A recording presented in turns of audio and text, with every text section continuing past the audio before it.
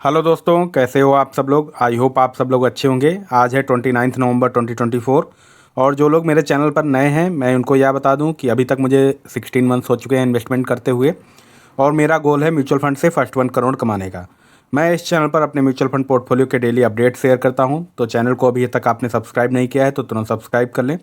तो चलिए आज देखते हैं मेरे पोर्टफोलियो का क्या रिटर्न है।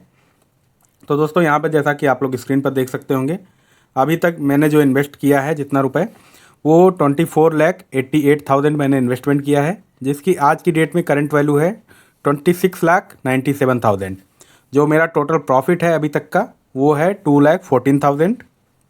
जो एक दिन में पोर्टफोलियो में चेंज आया है वो प्लस 4,982 रुपीज़ का चेंज आया है। दोस्तों वैसे तो मैं रेगुलर वीडियोस बनाता हूँ, अभी लास्ट के 5-6 दिन मैं वीडियो नहीं बना पाया, कुछ कारणों नहीं बना पाया, काफ़ी बिजी चल रहा था। मेरा पिछला वीडियो 22 नवंबर का है, आज 29 नवंबर है, तो लगभग 6-7 दिन हो गए हैं तब से मेरा वीडियो नहीं आया था। इस बीच में मैंने इन्वेस्टमेंट भी किया, आप लोगों को व्हाट्सएप चैनल पर भी मैंने बताया था कि मैं इन्वेस्टमेंट कर रहा हूँ। और अभी स्टॉक मार्केट मतलब शेयर मार्केट जो है वो रिकवर हो रही है धीरे धीरे। अब पता नहीं रिकवर सच में हो रही है या फिर से डाउन जाएगी, ये चाल है इन सब की, या ये नहीं पता है कुछ भी। बट मैं धीरे धीरे इन्वेस्टमेंट करता जा रहा हूँ, जैसा कि आप लोगों को मैंने पहले भी बताया था, हमेशा से मैं बोलता रहा हूँ जब भी मार्केट डाउन जाएगी तब मैं धीरे धीरे थोड़ा ज़्यादा इन्वेस्टमेंट करूँगा। वैसे मेरा रेगुलर इन्वेस्टमेंट चलता रहेगा। तो जो लोग चैनल पर नए हैं मैं उनको ये बता दूँ कि मेरा रेगुलर इन्वेस्टमेंट लगभग वीक का 30,000 रहता है, मंथली आप मान के चलो 1,20,000 मैं SIP करता हूँ मंथली। तो इस तरीके से करता हूँ। आप लोगों को मैं पोर्टफोलियो में अपने फंड्स दिखा देता हूँ, ये सारे म्यूचुअल फंड्स हैं जिनमें मैं इन्वेस्टमेंट करता हूँ। आप लोगों को स्क्रीन पर दिख रहा होगा यहाँ पे, ये देखिए, ये सारे म्यूचुअल फंड्स हैं जिनमें मैं इन्वेस्टमेंट करंटली करता हूँ। इसमें से एक म्यूचुअल फंड है जो Kotak equity emerging equity fund, ये वाले पे अभी नहीं कर रहा हूँ। ये मैंने स्टार्टिंग में ही सिर्फ किया था, उसके बाद इन्वेस्टमेंट नहीं किया। अच्छा फंड है, मिड कैप का काफ़ी अच्छा फंड है, बट मेरे पास ऑलरेडी बहुत सारे फंड हैं तो सभी को मैं कंटिन्यू नहीं करूँगा। आगे चल के और भी कम कर दूँगा फंड, कुछ ही फंड रखूँगा अपने पोर्टफोलियो में। इसके अलावा दोस्तों काफ़ी लोगों के पिछले वीडियोस पर कमेंट्स आए थे, इन कमेंट के रिप्लाई को मिस मत करना, आप लोगों को बहुत कुछ सीखने को मिलेगा। तो चलिए देखते हैं क्या क्या कमेंट्स आए। तो सबसे पहला कमेंट है IQ14 का, आप लाइव आइए, अभी तो मार्केट कुछ बढ़ा है। दोस्त मैं इसकी वजह से नहीं लाइव आ पा रहा था कि मार्केट डाउन है तो मैं लाइव नहीं आऊँगा, ऐसा कुछ भी नहीं था। टाइम दोस्त नहीं मिलता इसलिए मैं लाइव नहीं आ पा रहा, ना ही वीडियो बन पा रहे थे 5-6 दिनों से। अब वीडियो मैं ट्राई करूँगा लाइव आने का भी धीरे धीरे, और वीडियो भी आएंगे रेगुलर। तो मार्केट वैसे बढ़ा है, मेरा प्रॉफिट लगभग 1 लाख के करीब पहुंच गया था, उससे अभी 2,14,000 कम से कम 14 या 18,000 अभी जो मैंने बताया था उतना पहुंच गया फिर से। तो मतलब मार्केट बढ़ रहा है, 24,000 से ऊपर मार्केट पहुंच चुका है निफ्टी 50। और मुझे लगता है फ्यूचर में हमेशा ही बढ़ेगा। लॉन्ग टर्म में अगर हम लोग देखते हैं, लॉन्ग टर्म का अपना गोल है, लॉन्ग टर्म के लिए इन्वेस्टमेंट करते हैं तो हमेशा ही बढ़ेगा। ऐसा कुछ नहीं कि अभी घटेगा, घट भी जाए तब भी कोई फ़र्क नहीं पड़ता, लॉन्ग टर्म के लिए कर रहे हैं ना हम लोग। अगला कमेंट है फिटनेस खर्चा का हार्ट साइन, थैंक यू भाई, थैंक यू दोस्त। अगला कमेंट है दिल साहू का, नमस्ते सर, मैं अभी जॉब कर रहा हूँ, फ्यूचर में बिजनेस करना चाहता हूँ, इसलिए मैं इन्वेस्टमेंट करना चाहता हूँ। मेरा इन्वेस्टमेंट प्लान इस तरह है, या सही है कि नहीं बताइए please. Tata small cap fund 1000 index fund में निफ्टी 50 और नेक्स्ट निफ्टी 50 इंडेक्स फंड में कौन सा ज़्यादा अच्छा है 5-6 साल के लिए, जो अच्छा होगा सर उसमें 1,000 इन्वेस्टमेंट करना चाहता हूँ। सर प्लीज़ बताइए मैं इन्वेस्टमेंट कैसे स्टार्टअप करूँ, इसके लिए मेरे को क्या करना होगा। तो दोस्त आपको सबसे पहले आपको इन्वेस्टमेंट करने के लिए आपको एक जगह कहीं रजिस्टर करना होगा किसी पोर्टल पे, जो भी आप करना चाहो। आप स्टॉक, जीरोधा, धन ऐप और ग्रो ऐप, MF सेंट्रल, किसी में आप किसी भी ऐप पे जाके वहाँ पे रजिस्टर कर लो, वहाँ से आप म्यूचुअल फंड खरीद सकते हो। वहाँ पे आपकी KYC डिटेल्स वगैरह होंगी, आधार कार्ड नंबर, ये सब कुछ डिटेल्स मांगते हैं, मुझे एग्जैक्टली नहीं पता। पैन कार्ड नंबर आपको ज़रूरत होगा, एक मोबाइल नंबर ज़रूरत होगा, एक ईमेल ID, वो आपकी अपनी होनी चाहिए। वो आप अपनी डाल देंगे तो अकाउंट क्रिएट हो जाएगा। KYC एक बार अकाउंट आपका वेरीफाई हो गया, एक्टिव हो गया, उसके बाद आप इन्वेस्टमेंट कर सकते हैं, आप खरीद सकते हैं फंड। उसमें भी आप अगर फंड खरीदना तो उसके नाम को जरूर देखना, फंड के नाम में डायरेक्ट ग्रोथ जरूर होना चाहिए, ठीक। डायरेक्ट ग्रोथ वाला फंड ही हमेशा लेना, नाम में हमेशा डायरेक्ट ग्रोथ रहेगा, ठीक, वही वाला आप फंड लेना, क्योंकि इसमें एक्सपेंस रेशियो कम रहता है तो आपको लॉन्ग टर्म में बहुत ज़्यादा फायदा मिलेगा। और आपका टाटा स्मॉल कैप फंड अच्छा है, निफ्टी 50 में आप ले सकते हैं। निफ्टी 50 इंडेक्स फंड में कोई भी ले लो, कोई दिक्कत नहीं है। नवीन निफ्टी 50 है, SBI का है, इन्वेस्को का है, तो इनमें भी ले सकते हैं। नेक्स्ट 50 मतलब और उसके 50 कंपनीज़ के बाद जो नेक्स्ट 50 है निफ्टी 50 कंपनी, उनको वो काउंट करता है। तो इनमें से कोई सा भी ले लो, निफ्टी 50 ले लो या नेक्स्ट निफ्टी 50 ले लो। 5-6 साल का अगर है तो निफ्टी 50 ही लो, ज़्यादा अच्छा रहेगा, क्योंकि वहाँ पे कम टाइम के लिए आप थोड़ा कर रहे हैं इन्वेस्टमेंट, तो इसलिए मैं बोलूँगा निफ्टी 50 आप लो। अगला कमेंट है मिस जमुना का, nice video sir, thank you miss Jamuna. अगला कमेंट है राहुल का, सर मेरे पास लमसम 1 लाख रुपीज़ हैं, तो वो मैं अभी मैंने कॉन्ट्रा और इंफ्रास्ट्रक्चर फंड पे लगा रखे हैं 50-50 पर। मैं चाहता हूँ 10 से 15 साल इन्वेस्टमेंट करना है जिससे 1 करोड़ बन जाए, प्लीज़ सजेस्ट मी। तो दोस्त इंफ्रास्ट्रक्चर फंड तो आपका सेक्टोरल फंड हो गया। सेक्टोरल फंड को मैं अवॉइड करने का हमेशा बोलता हूँ क्योंकि आपको नॉलेज नहीं कब कौन सा सेक्टर चलेगा, कब कौन सा सेक्टर डाउन जाएगा। तो इसलिए इंफ्रास्ट्रक्चर फंड आप अवॉइड करो, सेक्टोरल फंड को अवॉइड करो। अगर लगाना ही है तो कम पैसा लगाओ, बट आपने ऑलरेडी लगा रखा है तो अभी मत रिडीम करना। जब आपका एक बार अच्छा प्रॉफिट दिखने लगे और उसमें एग्जिट लोड 0 हो जाए तभी आप रिडीम करना। 10 से 15 साल के लिए अगर आप करना चाहते हैं तो स्मॉल कैप में आप एक्सपोजर ले सकते हैं। इसमें स्मॉल कैप में Nippon India small cap, Tata small cap, SBI का है और भी कई सारे, बंधन स्मॉल कैप है और इसके अलावा आपका क्वांट स्मॉल कैप है। क्वांट स्मॉल कैप अभी अच्छा रिटर्न नहीं दे रहा तो आप चाहो तो अवॉइड भी कर सकते हो। निपॉन इंडिया स्मॉल कैप बहुत अच्छा है, टाटा स्मॉल कैप, ये सारे अच्छे हैं तो इनमें आप कर सकते हो। इनमें आप लगभग 30% करें, 30 से 40% आप एक्सपोजर ले सकते हो उसमें। फिर आप मिड कैप में ले लो, मोतीलाल ओसवाल का मिड कैप बहुत अच्छा है, HDFC है, कोटक इक्विटी इमर्जिंग फंड है, कई सारे मिड कैप में भी हैं। क्वांट का मिड कैप, क्वांट के अभी म्यूचुअल फंड्स अच्छा रिटर्न नहीं दे रहे तो आप चाहो तो वो आप पे डिपेंड करता है, आप चाहो लेना तो ले सकते हो, अदरवाइज इग्नोर कर सकते हो उसको। बाकी यार मिड कैप में मुझे तो लगता है मोतीलाल ओसवाल मिड कैप ही आप लो, वो ज़्यादा अच्छा रहेगा। फिर आप फ्लेक्सी कैप में आ जाओ। इधर फ्लेक्सी कैप में आप पराग पारिक फ्लेक्सी कैप ले सकते हैं। फ्लेक्सी कैप में आप लगभग यही 30% के आप उसमें भी कर सकते हो। मिड कैप में आप मोतीलाल ओसवाल मिड कैप में उसमें भी 30% के करीब कर सकते हैं। तो इस तरीके से आप अपना पोर्टफोलियो बना सकते हैं दोस्त। अगला कमेंट है मुकेश कुमार का, सर पहले वाला ही डिस्प्ले ठीक था, इस पर समझ में नहीं आता। दोस्त थोड़ा बहुत यार चेंज होता है।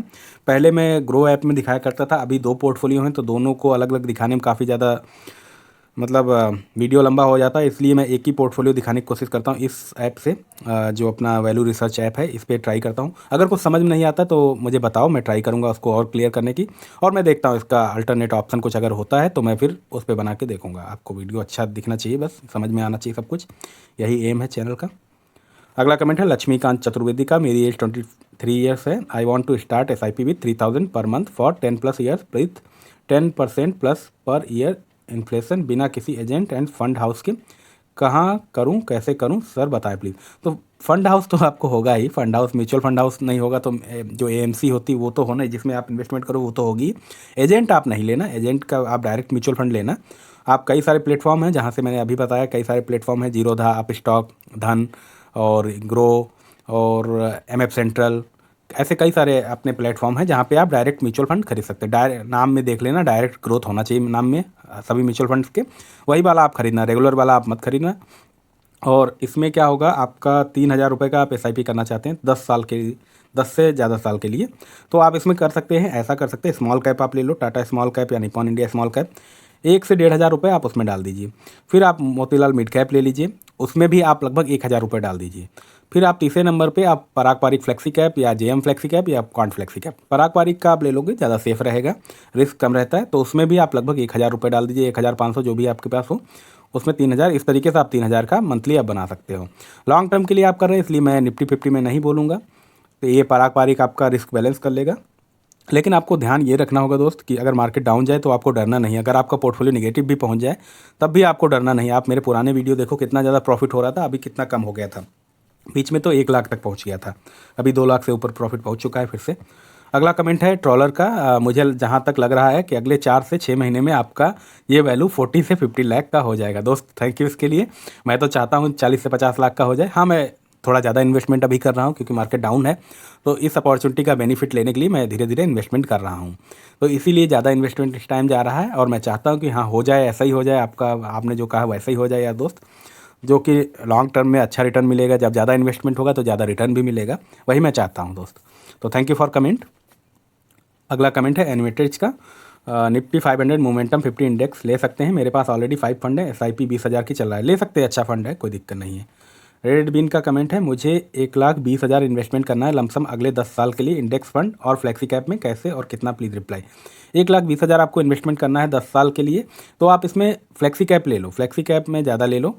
फ्लेक्सी कैप में आप ऐसा कर लो 80 से 90 हज़ार फ्लेक्सी कैप में ले लो। इंडेक्स फंड आप लेना चाहो तो ले लो, वरना 10 साल के ऊपर का आप अगर करें तो फ्लेक्सी कैप ही ले लो, 15% आप रिटर्न मान के चलो।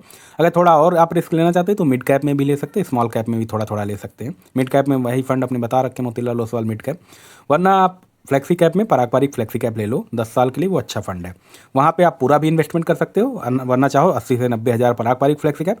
इंडेक्स फंड में 20-30 हज़ार रुपये आप इन्वेस्टमेंट कर सकते हो। इंडेक्स फंड में आपका नवी निफ्टी हो गया और इन्वेस्को का हो गया, SBI का हो गया, कई सारे हैं, कोई सा भी ले लो। बट इस तरीके से आप कर सकते हो 10 साल के लिए, कोई दिक्कत नहीं। विजय बेहरा का कमेंट है, सर मैंने 1 ईयर में 10 लाख इन्वेस्टमेंट करेगा तो टैक्स नोटिस आ सकता है क्या? दोस्त ऐसे टैक्स नोटिस नहीं आएगा। आप अगर इनकम टैक्स फाइल करते हैं, ITR फाइल करते हैं, तो उसमें आप अपनी इनकम शो करते होंगे ना। अगर आपकी जैसे इनकम आप शो कर रहे हो 1 लाख रुपए की, आप इन्वेस्टमेंट कर रहे हो 10 लाख रुपए का 1 साल में, तो ये बहुत ज़्यादा मिसमैच हुआ ना। तो इस मिसमैच की वजह से हो सकता है इनकम टैक्स का नोटिस आ जाए। अदरवाइज़ अगर आपका इनकम ही अच्छा हो रहा है तो उसमें कोई दिक्कत नहीं है। हमारा पैसा है, सही से कमाया हुआ और मैंने डिक्लेयर किया हुआ पैसा है, तो उसमें कोई नोटिस नहीं आएगा दोस्त। अगला कमेंट है ट्रू चैनल का, NFO चल। अगला कमेंट है ट्रू चैनल इंडी का, NFO CHL manufacturing India fund sir from Canara bank. मेरे पास आइडिया नहीं सर, बैंक मैनेजर बोल रहे हैं एवरी ईयर 5 लाख दीजिए, 5 ईयर तक 25 लाख और हम 6th ईयर में डबल दूंगा, 25 लाख का 50 लाख प्रॉमिस कर रहे हैं, 25 लाख से ज़्यादा ही दूंगा, रिप्लाई प्लीज़। 25 लाख से ज़्यादा तो दोस्त मिल ही जाएगा लगभग। 5 साल में मार्केट कहाँ पहुँचेगी आपको भी नहीं पता, उन्हें भी नहीं पता, ना मुझे पता है कि कहाँ मार्केट पहुँचेगी। तो 25 साल से तो कुछ प्लस ही मिलेगा ही। और उसके अलावा ये 25 का 50 तो कोई प्रॉमिस करके नहीं दे सकता, हो सकता 25 का 26 ही मिले, हो सकता 25 का 60 लाख भी मिल जाए, ये कोई प्रॉमिस नहीं करके देगा। ये अगर बोल रहा है वो बैंक मैनेजर तो झूठ आपसे बोल रहा है, ऐसा कुछ भी नहीं है। तो आप ऐसा करो, बैंक के थ्रू वैसे भी मत खरीदो, बैंक के थ्रू आपको रेगुलर म्यूचुअल फंड मिलेंगे, वहाँ पे आप मत खरीदो दोस्त, वहाँ पे मत खरीदो। इसके अलावा आप डायरेक्ट म्यूचुअल फंड ले लो, वो ज़्यादा अच्छा रहेगा।